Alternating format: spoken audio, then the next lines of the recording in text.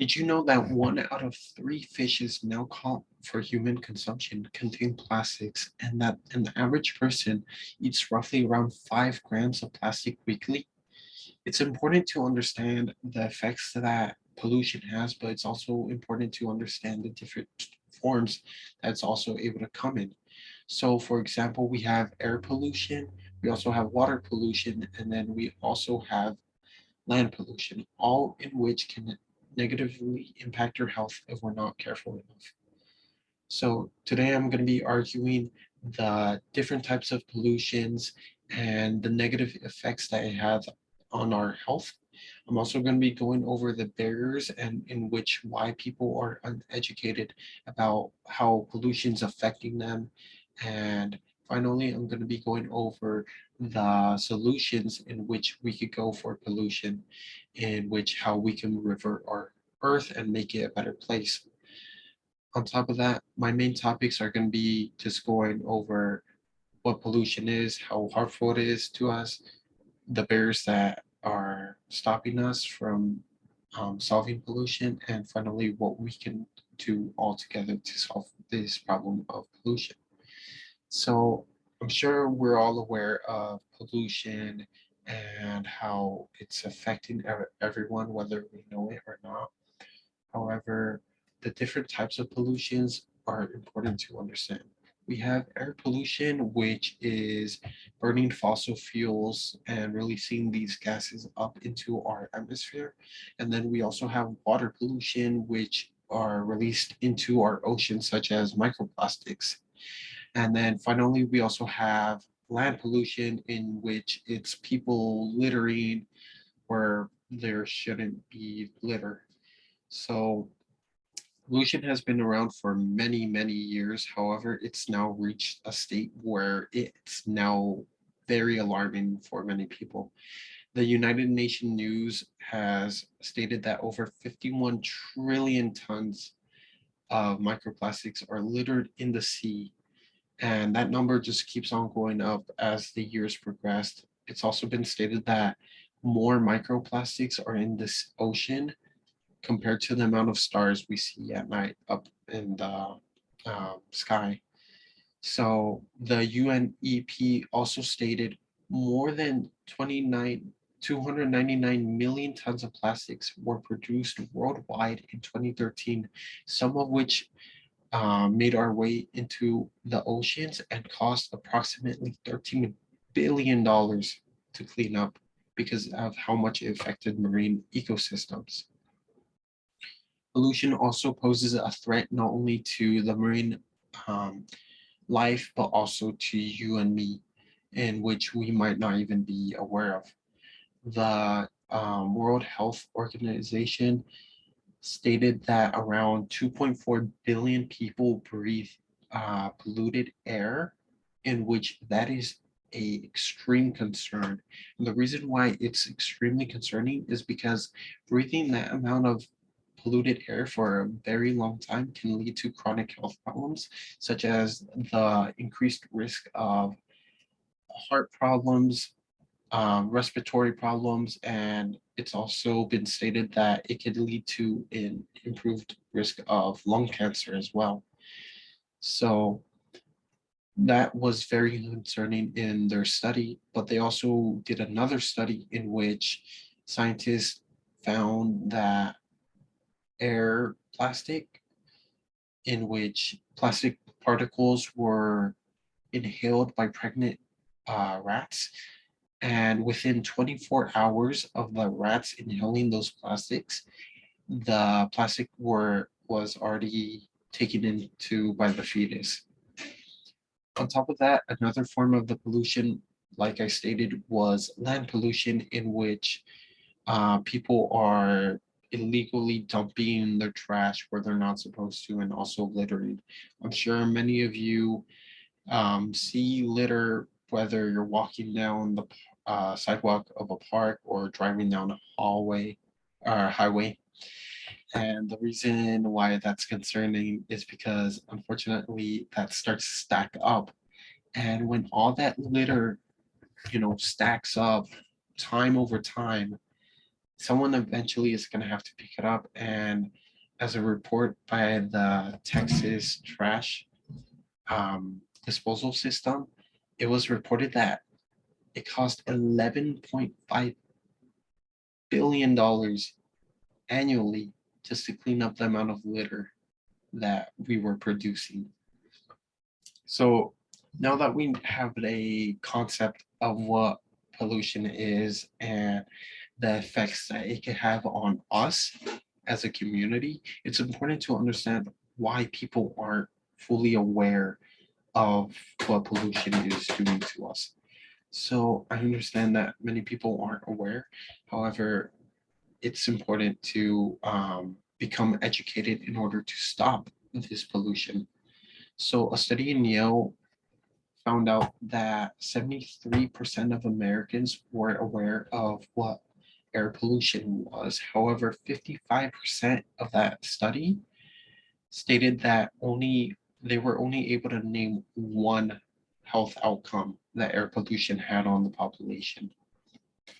And it's important because furthermore, on that study, 9% answered no, they weren't aware of what air pollution was, and 17% answered they simply didn't know. In another study, it was found that politics can also play a role in why people aren't aware of pollution, such as air pollution affecting climate change. Vice conducted a study and found out that 83.4% of Democrats were more likely compared to 27.8% of Republicans to blame oil companies for the amount of pollutions we have. And on top of that, it was also reported that 17% of Democrats trust climate scientists a lot to give full and accurate information compared to only 15% of Republicans. So now that, we see some barriers of why some people aren't aware of pollution. Another example is that they simply don't have the information or tools to understand why pollution is taken into effect. For example, these two photos that you see are taken by me, actually, and that was when I was heading to Southwestern. One example of people just polluting on the ground, like you see, is cigarette butts, in which people simply smoke a cigarette, and once they're finished, they simply throw it out on the sidewalk, and they simply state that someone else's problem. But the thing they don't know is how long it takes for that single cigarette butt to break down. It takes many, many years, and people simply aren't aware of that. However, the people who do know are the corporations that sell it. So I have a short video that is following this situation.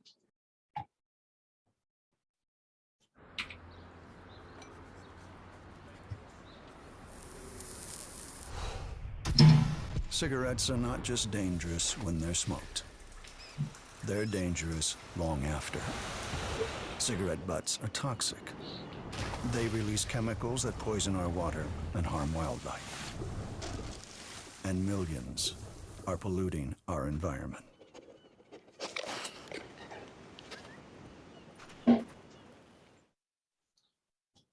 So after that video, you see how a simple cigarette butt from the sidewalk can eventually lead into our oceans and eventually stack up, and millions and millions can just simply pollute our planet.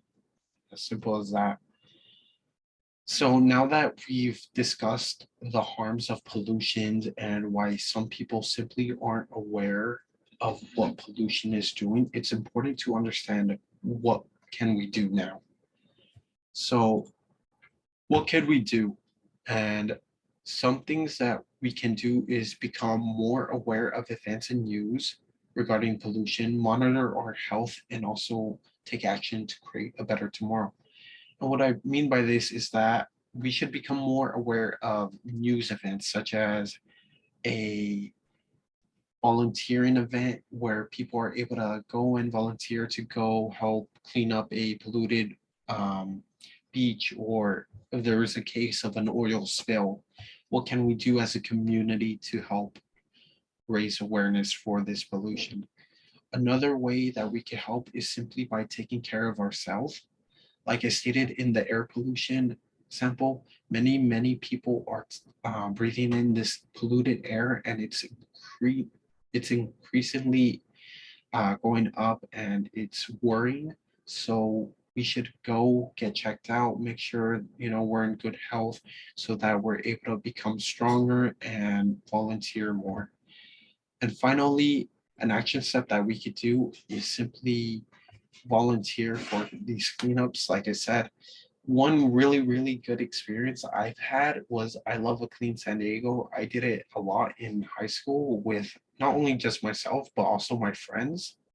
This nonprofit organization has list of events in which they're planned throughout the months, and you're simply able to pick one that you want that's the easiest for your schedule, and it's free. People are able to just go help out. They provide all the tools for you, such as buckets and gloves. And hopefully, if we take action today, we're able to make a better tomorrow for this pollution. And hopefully, so today, I argued the different types of pollutions and how they're extremely harmful towards the earth, and not only that, but also the community.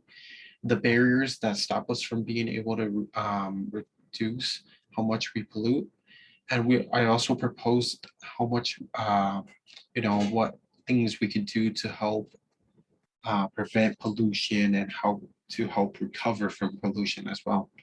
So I discussed types of pollutions, how they're harmful, and what we can do to solve the pollutions.